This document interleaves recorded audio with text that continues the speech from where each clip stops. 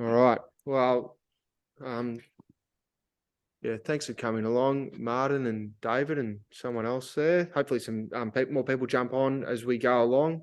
It's nice with a smaller group anyway, because you can just jump in and ask questions as we go. Don't Yeah, cool.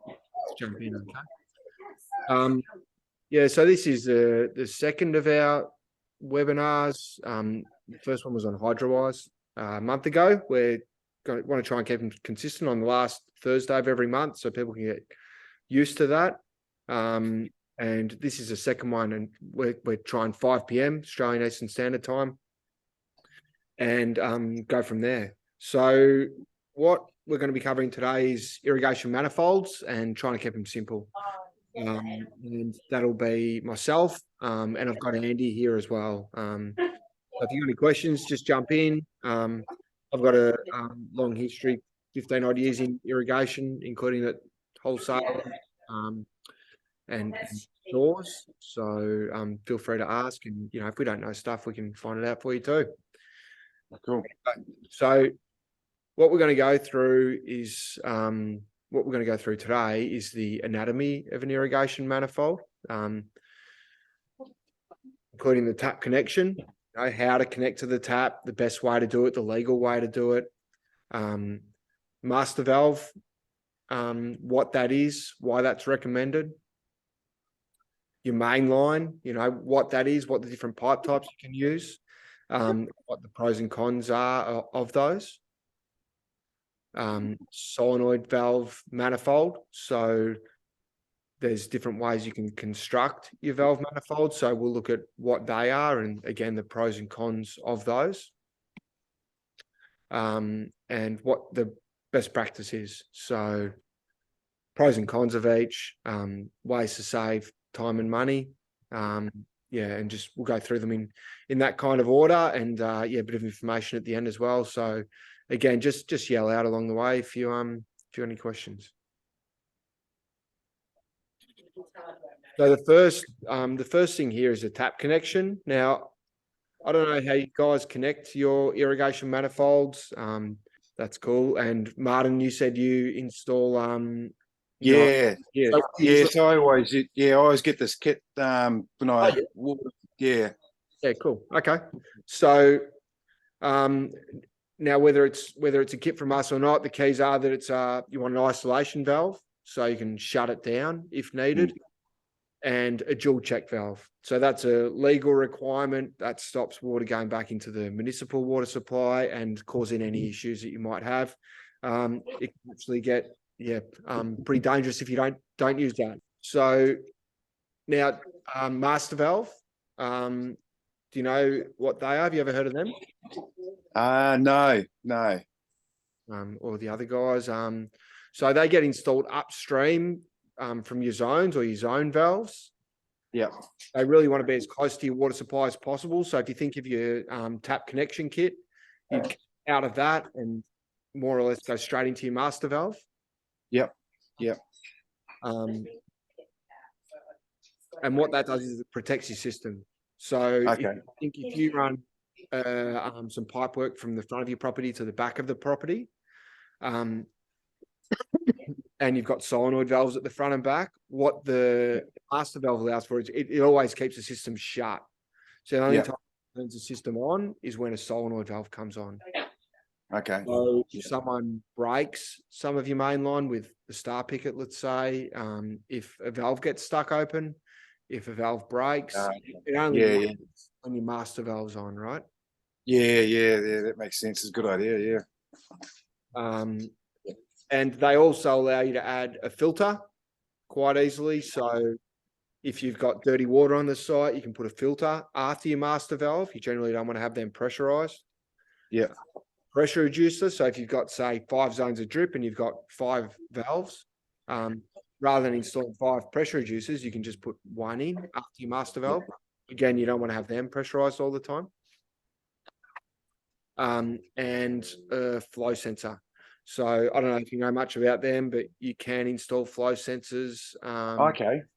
Or on Wi-Fi controllers. Right. Okay. Or the Hydrowise controllers. Yep. Also use them with the Rainbird MA3s and higher levels as well. So they allow you to do that, and that's where you'd install them. Okay. So, and that's a little bit of, can you see that diagram there of how they're wired? So they too have a common wire going to them, and they just go into the master valve port. And again, they come on with every other valve in the system. So zone 1 comes on, master valve comes on. Okay. Yep. And that's a bit of a diagram there. So upstream from your solenoid valves. Yeah, right. Okay, it's cool. Look, someone's just chatting here. Oh, yeah, cool. No worries. Thanks, Graham. Thanks for coming along, mate. And if you want to jump in, I don't know if you got a microphone, David or Graham, but feel free to do so. Yeah, and do you guys use master valves? Anyone here?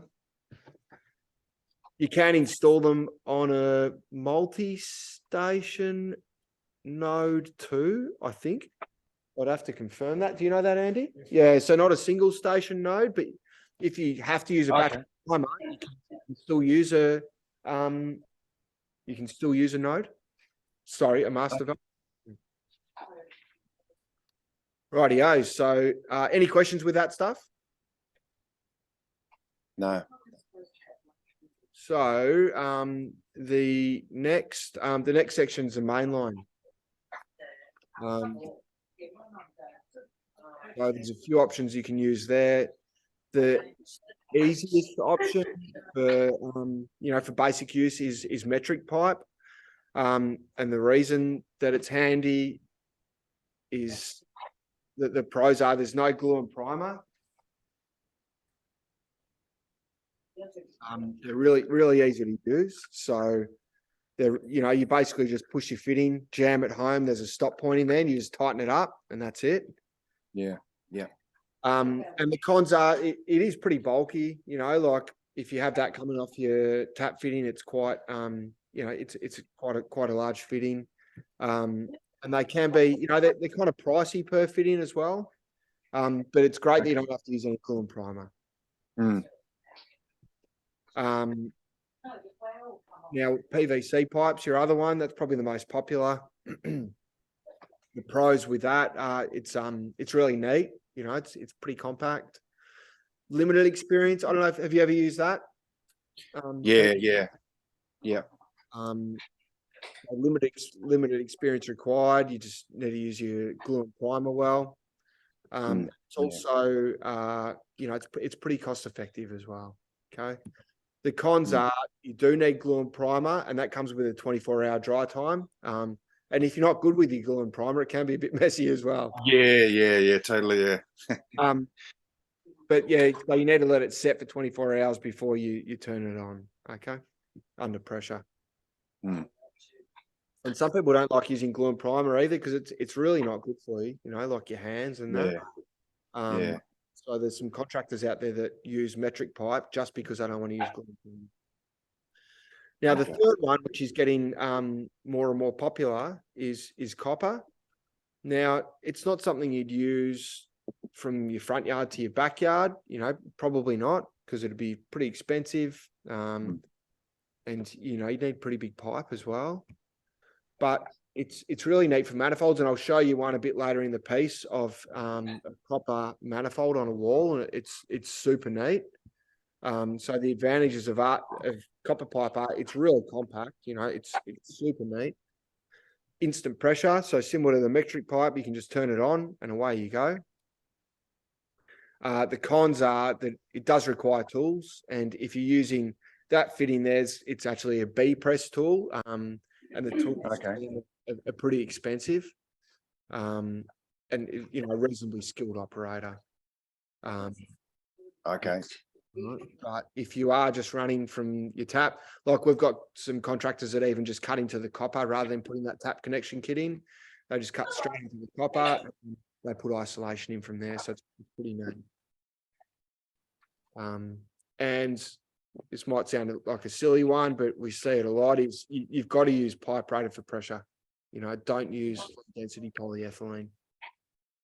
because it's not rated, and maybe it'll last a day or two, but it will blow. So manifolds. So again, copper, you can use copper. The pros are it's really compact and neat. Like I mentioned, it's long lasting, it's a really durable product, and it's customizable. So you can cut it to fit. You can just make it, perfect for your setup. The cons are it requires tools. And again, a skilled operator. Okay. PVC, again, the most popular option for customized manifolds. They're durable. They're custom built, so you can cut them to fit. I was going to mention in this picture, you can see that the fittings are butted right up to the valves there. It's not ideal. You usually want to leave a bit just in case in 2, 5, 10 years time you want to cut a bit of pipe out and change the valve or whatever you need to do. But they're custom built. You can make them fit wherever you want. Cons are you got chemicals you got to handle, and you got a dry time that's associated with those. And experience is beneficial. You can gain that over time. Now the last one I've got here is pre-built. So these are getting more and more popular. There's a few brands out there. There's Tablet, Dura, Spears. This particular one's Alaska, which is our most popular. It's the most affordable PVC manifold kit. The pros are limited skills required in order to build it. It's pretty easy. With those Lasco ones, you don't even really need any tools, maybe a slight moldy grip, but they basically hand tighten together. They're really easy to service because you can just undo one of the unions when you want to change a valve. Really easy to add on. If you want to add valves onto them, you can just take the cap off the end there and add a valve on. You don't need any tools. The cons are they are pretty bulky, so above ground they can be a bit unsightly. If they're on a wall, they don't sit flush, if you like.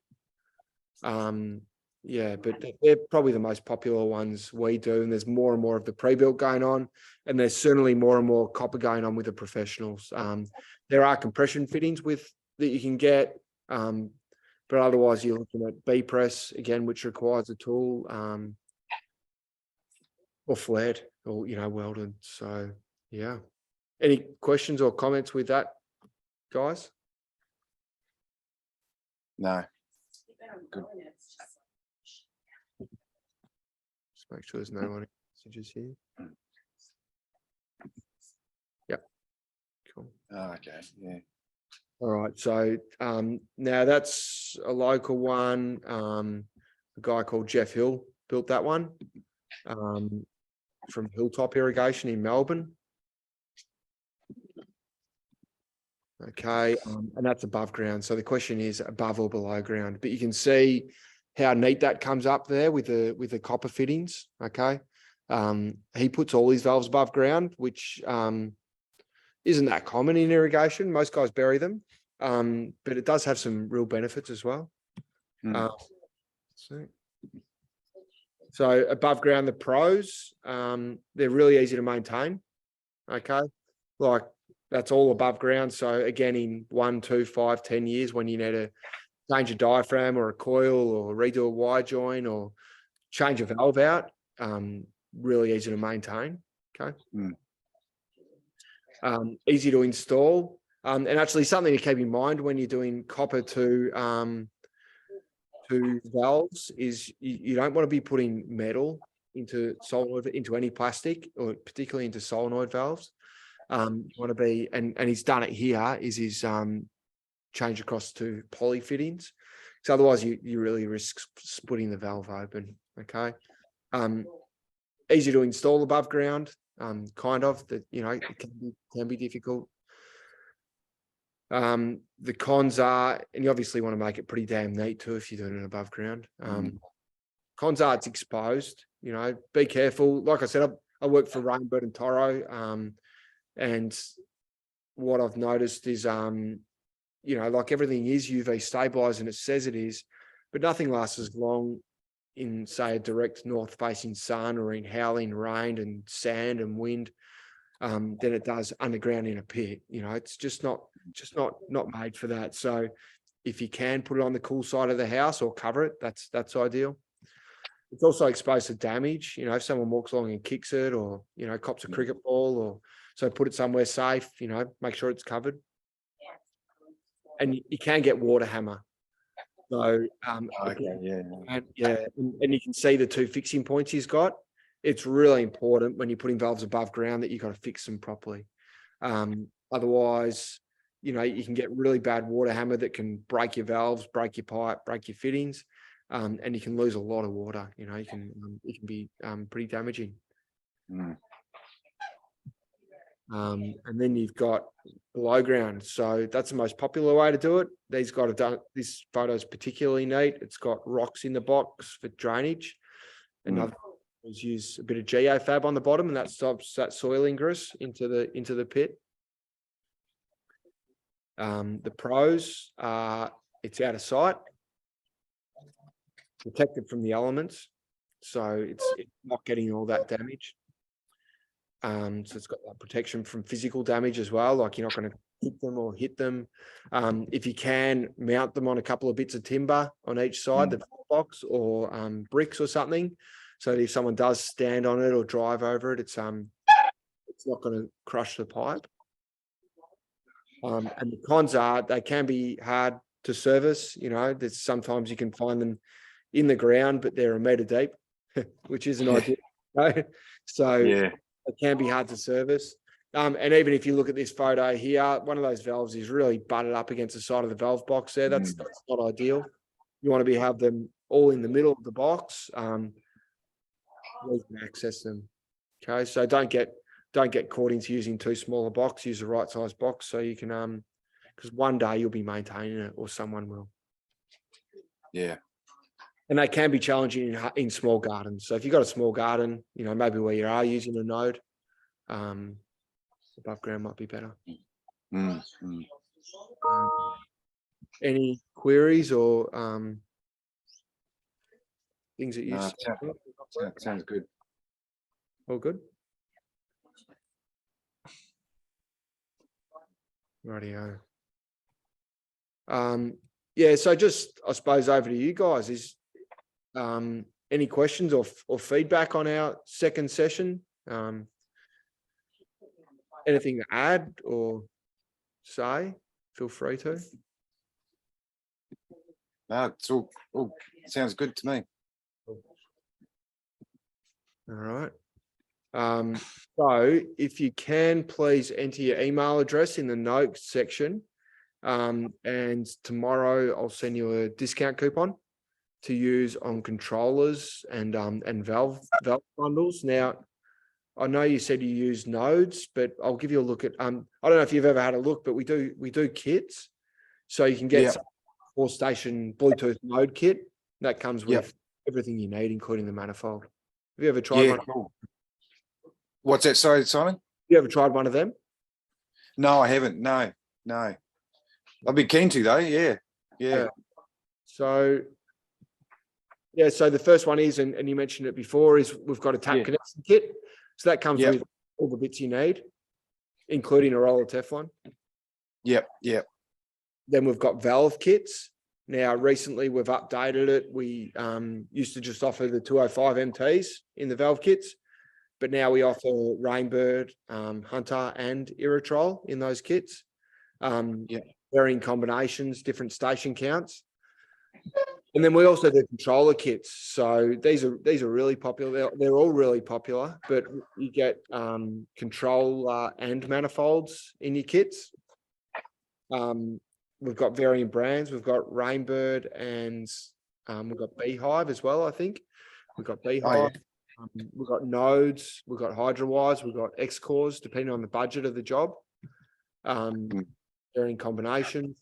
And that comes with cable, comes with wire joiners, a whole lot. So if you ever do more than, you know, that 1 or 2 stations where something like that might be applicable, you know, that's perfect. Yeah. And the only thing you got to allow for is your tap connection kit. And if you need more than 10 meters of cable. Cool.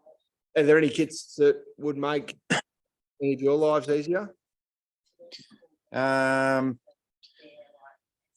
I like the nodes. I've set up an X core before. Yeah, it's a little bit more sort of fiddly for me, but yeah, I like the nodes at the moment. Yeah.